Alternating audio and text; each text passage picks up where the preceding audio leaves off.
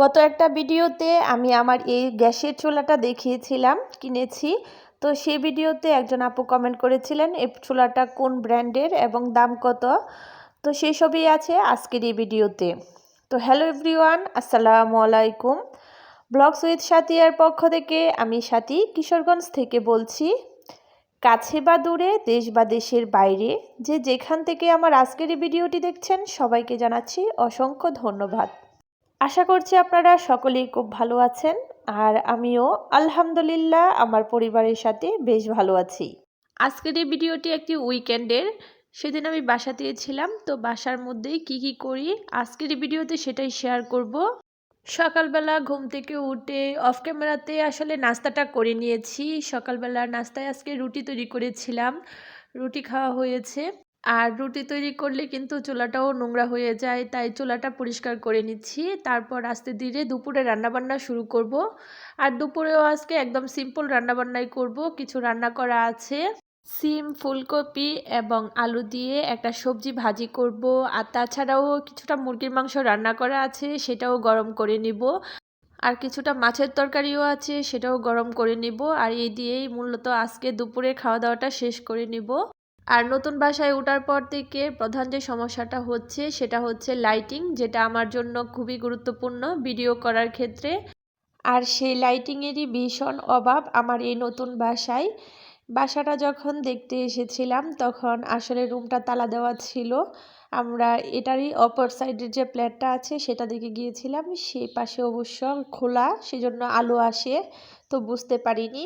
আর তাছাড়াও হঠাৎ করে আমার জয়েনিং হয়ে যাওয়ায় এখান থেকে আমাকে যেহেতু জবটা করতে হবে, হুট করে তেমন ভালো বাসা খুঁজে পাচ্ছিলাম না। তো যেটা পেয়েছি সেটাতেই উঠেছি। পরবর্তীতে যদি ভালো বাসা পাই তাহলে চলে যাব। এখন আপাতত এটাতেই ম্যানেজ করে নিচ্ছি, যেহেতু বাসা শিফটিংও অনেক বেশি একটা ঝামেলা। আর তাছাড়াও এখন তো আর বেকার জীবন নেই, কর্মব্যস্ত জীবন, ছুটি ছাটা মিলবে না। তো এটাতেই আপাতত থাকছি। দুইটা রুম, একটা রুমে আলো আসে, অন্য আরেকটা রুম একটু অন্ধকার। আর সবকিছু ঠিকই আছে, রুমগুলো বড় বড়ই আছে। আর ভাড়া বাসায় দেখা যাবে সবকিছু নিজের মনের মতো হবেও না, অ্যাডজাস্ট করেই চলতে হবে। তো যাই হোক, গত একটা ভিডিওতে আমি একটা চুলা কিনতে গিয়েছিলাম, সে ভিডিওটা আপনাদের সাথে শেয়ার করেছিলাম। তো সেই ভিডিওতে একজন আপু কমেন্ট করেছিলেন, আপুর নামটা আমার এই মুহূর্তে মনে নেই, তবে আপু কমেন্ট করেছিলেন চুলাটা কোন ব্র্যান্ডের এবং কত দাম দিয়ে কিনেছি। তো আপুর জন্যই আজকের ভিডিওতে আমি চুলার দামটা এবং কোন ব্র্যান্ডের সেটা বলে দিচ্ছি।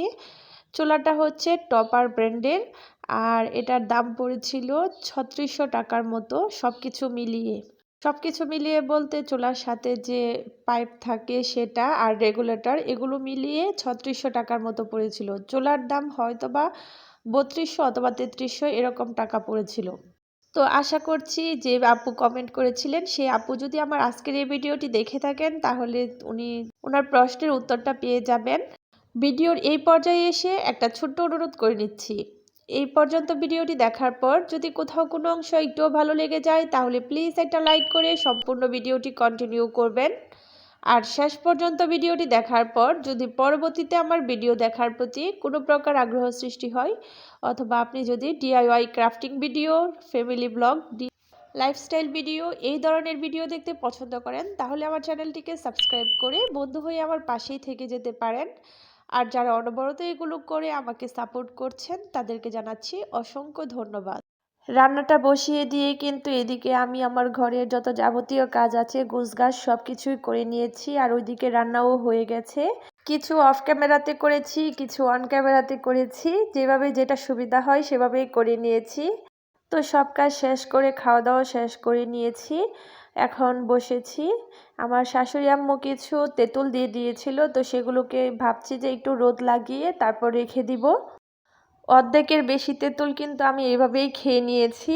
আর এগুলো রোদ লাগানো পর্যন্ত কতক্ষণ থাকে সেটারও কিন্তু ঠিক ঠিকানা নেই, তারপরে একটু রোদ লাগিয়ে রেখে দিচ্ছি। টক জাতীয় ফলের মধ্যে তেঁতুলটা আমার খুব বেশি পছন্দ। আগে তো অনেক বেশি খেতে পারতাম, এখন তাও অনেকটা কমে এসেছে। তো সবগুলো তেঁতুলের খোসা ছাড়িয়ে নিয়েছি আর সেগুলো নিয়ে চলে এসেছি ছাদে একটু রোদ লাগানোর জন্য। আর ছাদের উপরে দেখতে পাচ্ছেন ভিডিও কিন্তু কত সুন্দর আসছে। বাসার মধ্যে যেহেতু অন্ধকার তাই ভিডিওর কোয়ালিটিও এত ভালো আসে না। আসলে লাইটিং যত ভালো হবে ভিডিও তত ভালো হবে।